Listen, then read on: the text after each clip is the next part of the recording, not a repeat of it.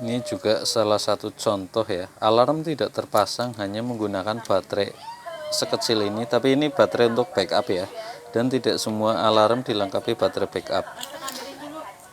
Ini salah satu pembuktian bahwa alarm itu konsumsi arus listriknya tidak begitu besar. Kita pencet ya, dia bunyinya tetap sama ketika alarm itu terpasang di motor, gitu ya. Kalau misalnya nggak paham untuk bidang ini, lebih baik ditanyakan secara real saja. Kalau pemahamannya belum bisa paham betul gitu ya. Saya tidak menyepelekan orang, cuman hanya saja terkadang orang sok tahu, sok paham, tapi pada kenyataannya tidak tahu spesifikasi dan cara kerjanya, hanya katanya gitu aja.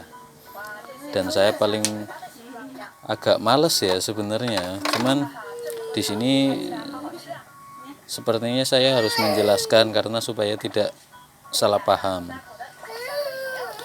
Ini itu sebenarnya konsumsi arus listriknya itu kecil, hanya saja ketika dipasang di motor itu kan wajib namanya kabel kuning ini dipasang ke masing-masing lampu sen kanan kiri, karena itu kan identik untuk indikator sebuah alarm ya.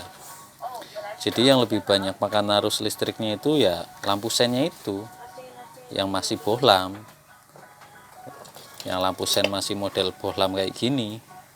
Kecuali lampu sennya udah LED atau memang yang tadinya bohlam terus dirubah ke LED, itu tentunya akan lebih irit strom, karena yang LED itu konsumsi wattnya lebih kecil, berbeda sama bohlam yang seperti ini. Kalau bohlam seperti ini kan sudah jelas ini nilainya 10 watt. Kalau 4 sen depan belakang yang 40 watt. Bayangkan aja 40 watt kedip-kedip misalnya 1 jam aja, sedangkan aki motor umumnya kan 3-5 ampere ya. Ya otomatis berapa jam aja udah pasti udah tekor. Tapi kan nggak mungkin juga masa ketika alarm diaktifin motor terus kedip-kedip terus, kan pasti juga kan bertahap gitu kan, nggak terus-terusan berkedip. Kecuali di parkir di area lingkungan anak-anak mungkin dimainin ya, disenggol kedip-kedip, disenggol kedip-kedip terus-terusan buat mainan ya, bisa jadi tekor di situ.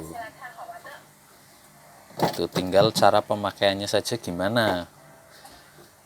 Kecuali mobil ya, mobil akinya gede, konsumsi lampu sennya juga sama 10 watt, mobil juga walaupun bohlamnya lebih gede tapi nilai wattnya itu biasanya sama, ukurannya 10 watt juga, maka dia akan lebih tahan lama, tidak gampang tekor kalau cuman gara-gara alarm gitu. Jadi silakan dipahami aja biar tidak salah paham.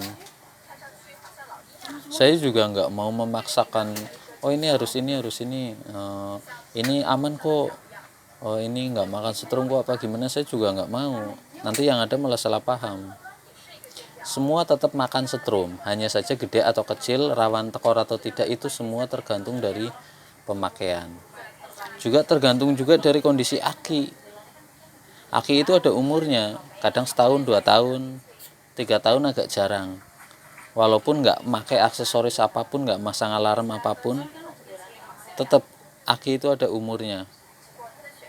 Apalagi sampai 3 tahun ke atas itu sangat-sangat jarang.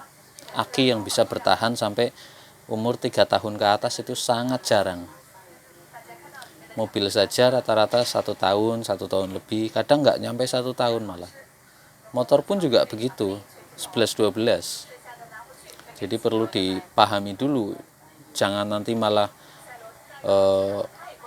oh ini gara-gara alarm nih akinya tekor soak, harus ganti aki lagi. Kalau selalu divonis kayak gitu ya itu namanya seseorang yang terlalu perfect, tidak mau beli barang dengan adanya kerusakan. Namanya sebuah barang, sebuah elektronik suatu saat pasti ada namanya rusak, ada namanya soak, ada namanya harus ganti secara berkala, baik itu aki, lampu dan segala macamnya.